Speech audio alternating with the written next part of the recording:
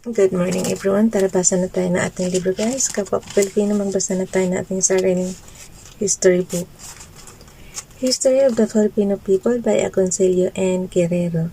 Today is 12 April 2023. History of the Filipino People. Nandito na tayo sa selected references. Basa. Selected References Chapter 4. There are several good books on Malayo Polynesian languages, but the best introductory volume is Rinward Brand's Status, An Introduction to Indonesian Linguistics, Trans CO, Blagden, London, 1916. The Institute of National Language made a study of the Austronesian and Philippine languages entitled Preliminary Studies on the Lexicography of the Philippine Languages, Manila, 1937, Volume 1, Numbers 1 to 10, on the Ancient Filipino Syllabary and the System of Writing. The works of Colin, Chirino, and Morga are indispensable. Those who would like to go into the intricacies of the ancient Filipino writing may consult not only Morga, Chirino, and Colin, but also Cipriano Marcilas, Estudio de los Antiguos Alfabetos Filipinos, Malabon, 1895. T.H. Pardo de Taveras, Consideración para el Estudio de los Antiguos Alfabetos Filipinos, Luzana, 1884. Pedro Andres de Castro's Ortographia y Reglas de la Lengua Tagalog, Manila, 1776, and Ignacio Villamor's La Antigua Escritura Filipina, Manila, 1922. There are scores of other books from Malat to Mas,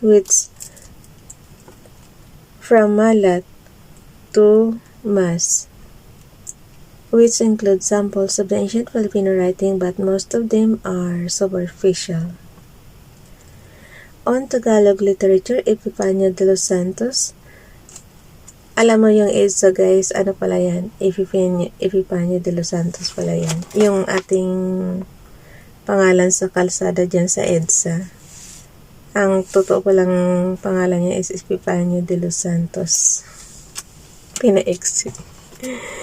On Tagalog literature, Epifanio de los Santos, Nuestra Literatura a Través de los Siglos, and M. Norton's Builders of a Nation, Manila, 1914. The same author's Literatura Tagala, Madrid, 1909, and Teodoro A. Agoncillo's The Development of Tagalog Language and Literature, Far Eastern University, Faculty Journal, Volume 1, Number 2, October 1952, may be consulted. On the Ancient Filipino Music, Epifanio de los Santos, Folklore Musical de Filipinas, in El Debate, November 20, 1920, and Cinco Notas al Capítulo Octavo de los Sucesos de las Islas Filipinas, del Dr. Antonio de Morga, Madrid, 1909, are enlightening. Also on the same subject, Raimondo C. Bañez, The Music and Theater of the Filipinos, Manila, 1924, may be consulted. The author is long on music but short on the drama. On Ilocano literature, Leopoldo A. Yabes, A Brief Survey of Iloco Literature, Manila, 1936, has not been improved upon. Nevertheless, it has not been updated. Filipino folklore is discussed in Isabelo de los Reyes, El Folklore Filipino, Manila, 1899, and in Den is Pranzler's Filipino Popular Tales, Lancaster, and New York, 1921. As a bibliographic guide on Philippine folklore, E. Arsenio Manuel's Philippine Folklore Bibliography, Quezon City, 1965, may be consulted. On the songs and musical instruments of the ancient Filipinos, Alfredo N. Muñoz, Play a Native Melody, The Saturday Mirror Magazine, February 26, 1955. If Chanel, Jose's Manners and Morals in Igorotland, Sunday Times Magazine, January 26, 1958. And Wenceslao E. Retanas El Indio Batangueño, 3rd ed. Manila, 1888, should be consulted. A glimpse at Maranao literature may be had in Abdullah T. Madali's The Literature of the Maranaos, this week, February 22, 1959. On Filipino Primitive Art, it's Otley Bayer's Filipino Art and Culture, and Pre-Spanish Times mimeograph, Galo B. Ocampos, Evolution of the Philippine Art, this week, September 6, 1959, and A.B.H.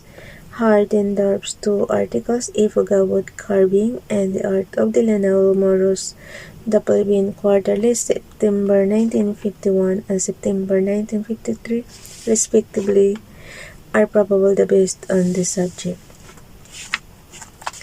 Chapter 5 and 6. Wow, ang haba nito.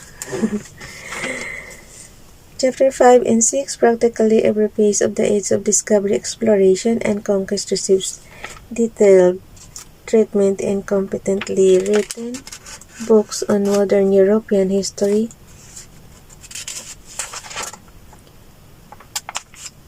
which are readily available in decently stocked university libraries. Edward Gaylord Bourne provides a most useful survey of Philippine history under his pin in the Historical Introduction, Blair and Robertson, Volume 1. This volume is particularly important because of its inclusion of papal bulls and treaties relating to the territorial conflicts of Spain and Portugal. While Stephen Zweig's Conqueror of the Seas, The Story of Magellan, New York, 1938, F. H. H.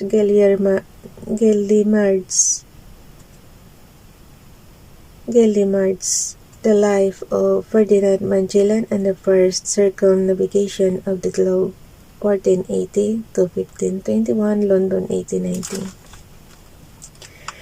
Charles Mathew Parr's novel A Captain, The Life and Times of Ferdinand Magellan, New York, 1953, are general biographical accounts and shed much light on Magellan's demand. They also provide a wealth of information on the circumstances that led to the epoch-making discoveries of the West.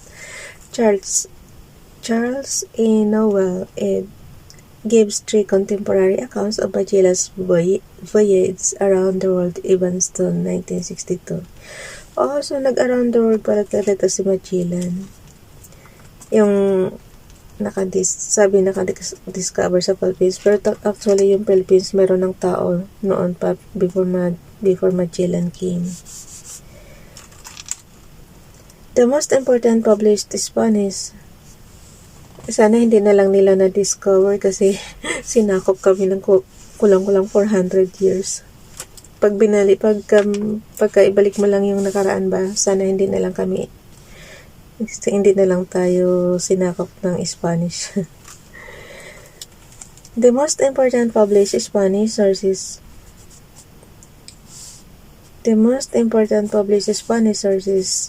on the Magellan, at saka yung sumunod sa Spanish, sumakop sa atin, Americans. Sumunod, Japan. Sumunod, American ulit. Diba? Parang ang hirap ng mga sinasakop tayo lagi. The most important published Spanish sources on the Magellan, Loaiza, Saavedra, Villalobos, and Legazpi expeditions are the volumes in the collection de documentos and datos relativos al descubrimiento, conquista y organización de las antiguas posesiones españolas de Ultramar, Madrid, Series 1, 1864 to 1884, Volumes 3, 1334, and Series 2, 1887, Volumes 2 and 3. The translations in English of these documents are expertly annotated.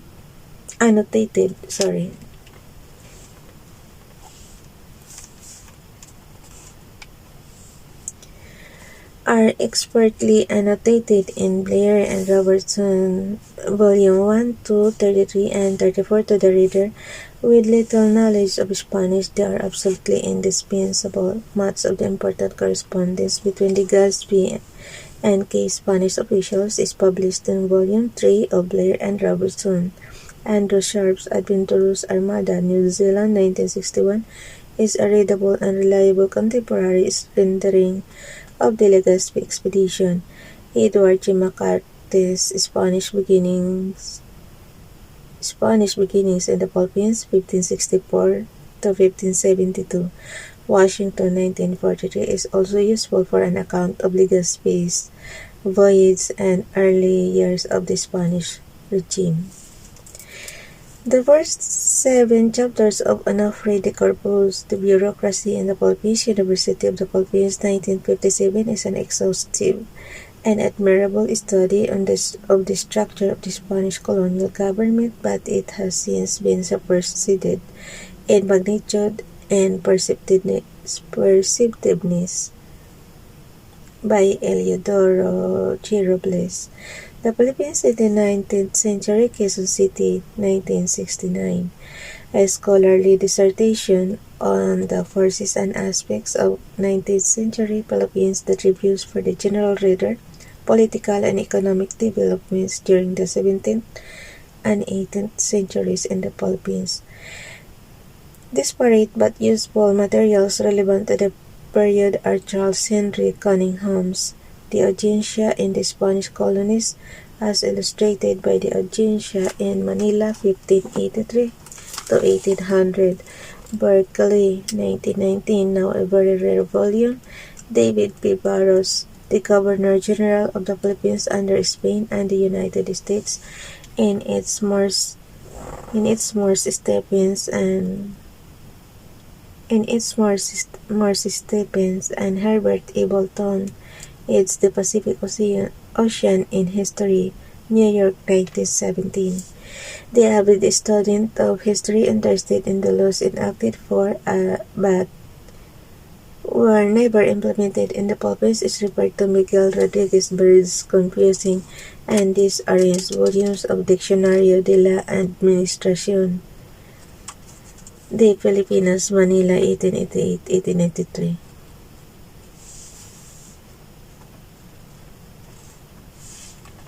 Ulitin ko ha. But were never implemented. The Philippines referred to Miguel Rodriguez Bird's confusing and disarranged volumes of Diccionario de la Administración de Filipinas, Manila, 1888-1893. Leslie Bird Simpson's The Encomienda in New Spain, Berkeley, and Los Angeles, 1950. Is an important study of the development of the encomienda as a political-economic institution in the Spanish colonies. Carl Plien's Taxation in the Philippines, published in the Political Science Quarterly, 1901, Volume 16 and 17, and reprinted in the Journal of History, Volume 10, June 1962, is a brief account of Spanish taxation policy imposed by the central government. Plien also discusses in general terms the characteristics of the tobacco monopoly. John Lee de Pilens, The Spanishization of the Philippines, Spanish Aims and Filipino Responses, 1665 to 1700. Madison, 1959. Is also a useful source for economic developments in the Philippines until the end of the 18th century.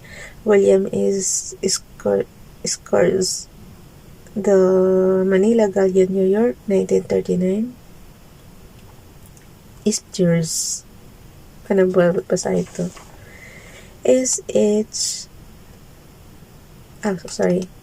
ACHURZ apostrophe S. William S. George.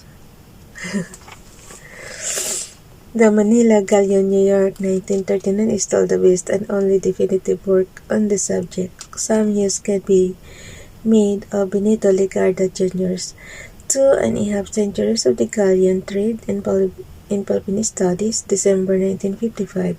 Maria Lourdes Diaz Trecholos, La Real Compañía de Filipinas, Civili 1965, gives an admirable account of the royal company's fortunes and misfortunes and is also relevant for other aspects of Spanish colonial policy.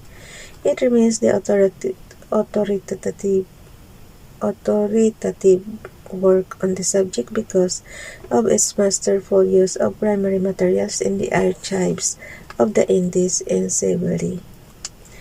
The effects of economic changes at the turn of the 19th century when the Royal Company was abolished is described in Thomas de Comines' Estado de las Islas Filipinas in 1810, Madrid 1820, while economic innovations at the end of the first half of the century is dealt with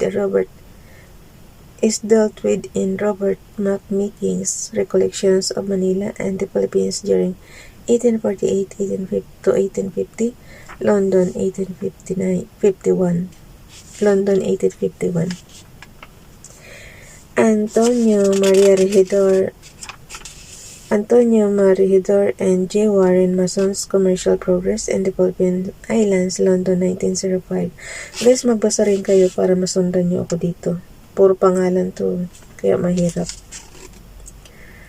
Antonio Marigidor and J. Warren Mason's Commercial Progress in the Philippine Islands, London 1905, and Austin Craig and Conrado Benitez, Philippine Progress prior to 1898, Manila 1916, provide useful information on the impact of the opening of Philippine ports to foreign commerce in the 19th century, but the reader is referred also to Manuel Azcárraga A.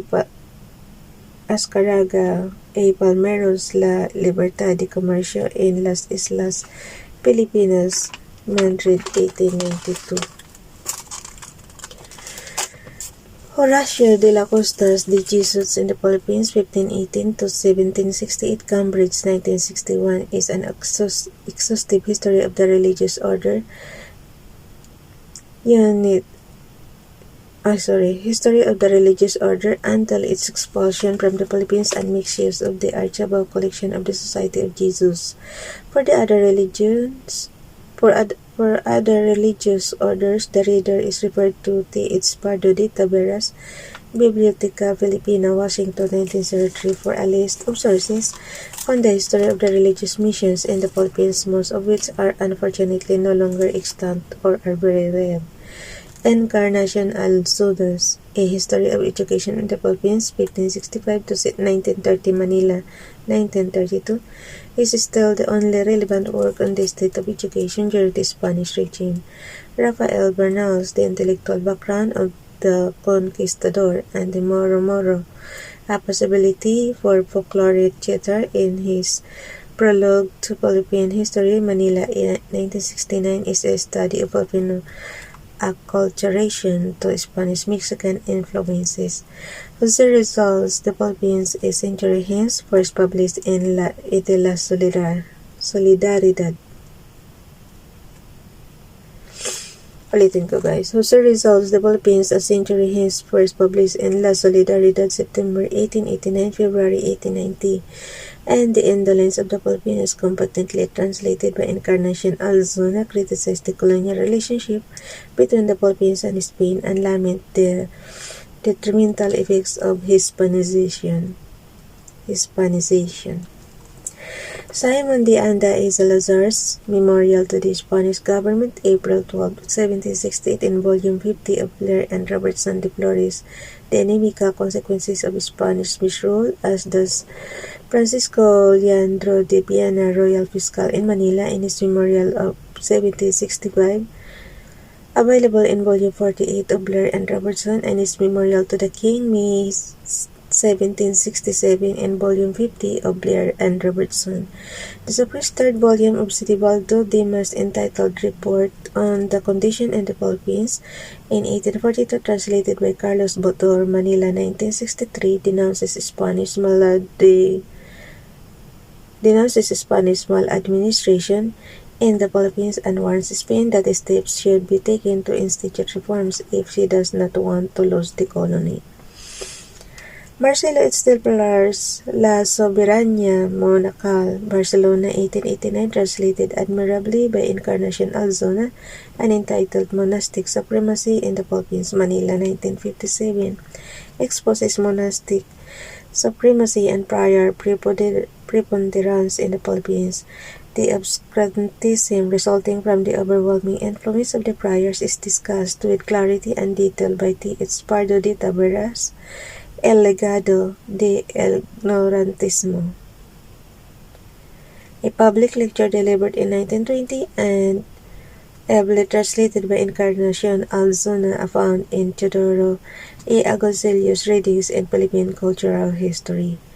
The accounts of foreign observers are an indispensable source of reliable, detailed, and primary information about 19th century Philippine life and society. Robert McMaking, an employee in a British firm, wrote of his impressions, particularly those that deal with the economy and recollections of Manila and the Philippines during 1848 to 1850. Paul P. de la Gelgroniere, an intrepid princeman who settled in Jalajala, Rizal, and married a native Filipina. Princeman who settled in Jalajala, Rizal, and married a native Filipina, recorded his impressions in the colony of the end of the first half of the 19th century in Adventures Dian Hintelhomme Breton aux Îles Philippines, Paris, 1855.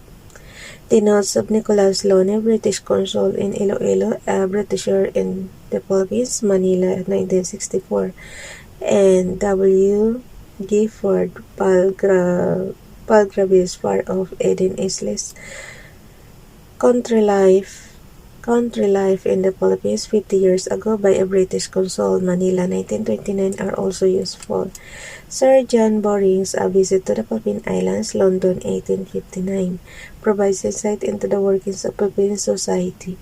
Fyodor Jagor, a German scientist who traveled extensively in Luzon and the Visayas in 1859 to 1861, wrote Reisen in den Philippinen, Berlin, 1873, an English translation of which was reprinted by the Filipiniana Book Guild FBG in 1965. James A. Leroy, a young staff member of the First Philippine Commission, discusses the major social problems confronting the Filipinos and the Spaniards during the last decades of the 19th century in Philippine Life in Town and Country, New York, 1905, reprinted by FBG, Manila, 1968. Ang FBG, guys, is Filipiniana Book Guild. Pinaiksi lang niya. Bukas na itong chapter 7. Ang dami palang references, bago makasulat. Bye everyone, God bless.